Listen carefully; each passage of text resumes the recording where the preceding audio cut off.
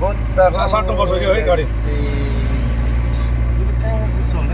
तर चाहिँ एउटा बाइकलाई चाहिँ उडाइदिइहाल्यो हो बिस्तारै जो वागनरले हिकायो बिचरा वागनरले बाइकमा लाग्यो। Morning everyone. अब चाहिँ हामी हिँड्नु आँटेको है कति बज्यो 4 बज्नु आँट्यो है 4 बजी पनि सक्यो होला। सो सबै लोड भइसक्यो हो हाम्रो बाइक्सहरू गाडीमा हेलमेटहरू सबै लोड भइसक्यो। सो आगे घरमा गुड मर्निङ अन्य नै गुड मर्निङ है। ल आगे ब्याक गर्नुहोस्।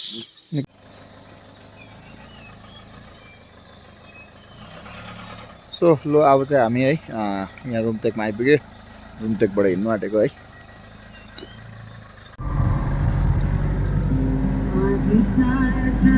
गान्तोक गए हामी चाहिँ अहिले चाहिँ है हामी माझटारमा आइपुग्यो। अन्त कतिको जाँदो रहेछ हेरौँ। आज डिजल हाम्रोमा पुग्छ है आगे।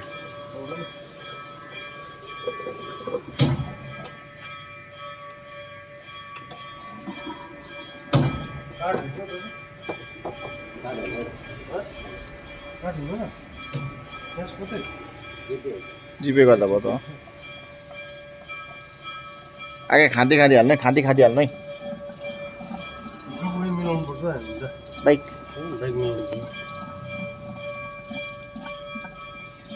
आगे देख्छ र हेर्नु भएको तपाईँले हो र हऱ्यो 3150 को जस्तो 143 को। अहिले चाहिँ हामी है रम्फू सिक्किम काटेर यता वेस्ट बेङ्गाल रम्फू आइपुग्यो है। अब कतातिर हुन्छ यसो हेरेर खाजा खानुपर्छ। आगे कहाँ खानु खाजा तातो मिठो तातो रोटीहरू हाम्रो गुरुजीलाई चाहिँ खुवाउनु पऱ्यो नि अब हो।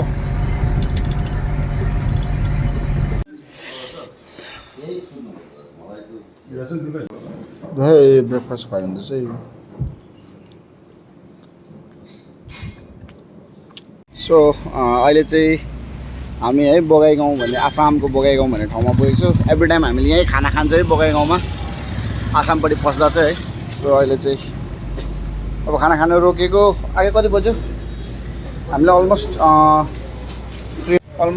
350 किलोमिटर जस्तो कभर गरिसक्यो है। अब यहाँबाट चाहिँ बाटो छुट्टिन्छ मेघालयपट्टि। यो अर्कै एरिया पर्छ मेघालयको। अन्त सो ओके खाना खाँदैछ अब हेरौँ। सो आसामको है बगाइगाउँमा बोडोल्यान्डको खाना चाहिँ यस्तै मजाको पाउँछौँ। मिठो हुन्छ हामीले खाने टाइपकै।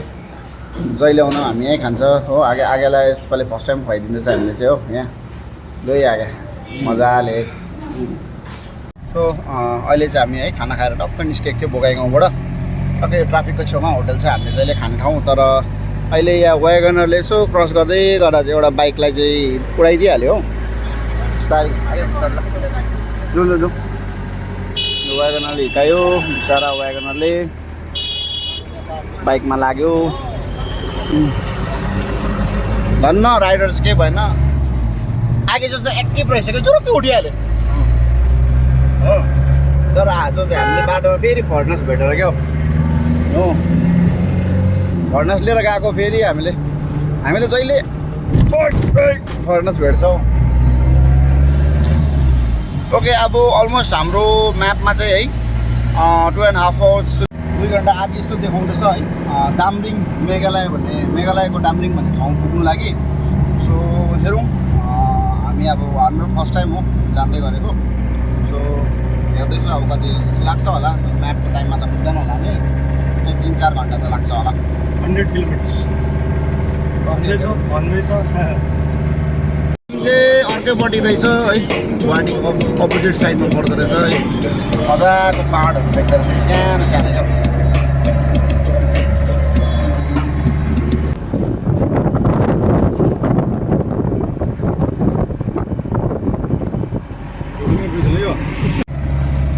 अहिले चाहिँ आसामको धेरै बस्ती ठाउँहरूबाट है हामी जान्दैछु।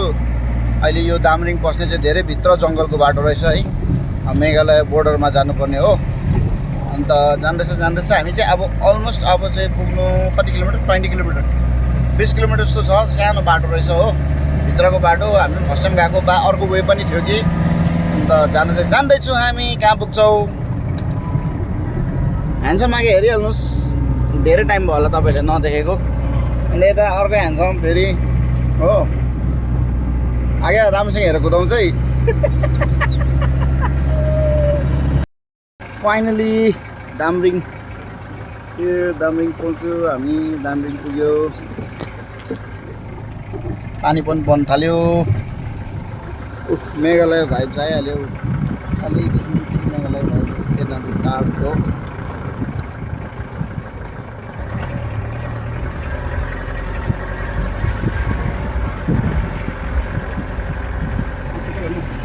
Hello bro. What's good name? Good name? गुनकम।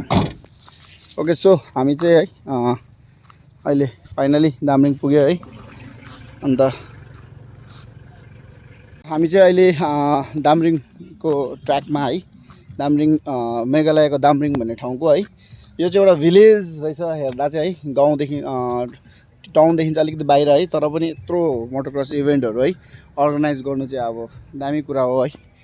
अन्त आइपुगेको, अलिकति ट्र्याक भिजिट गर्दैछु होइन। अन्त अलिकति चिप्लो पनि रहेछ।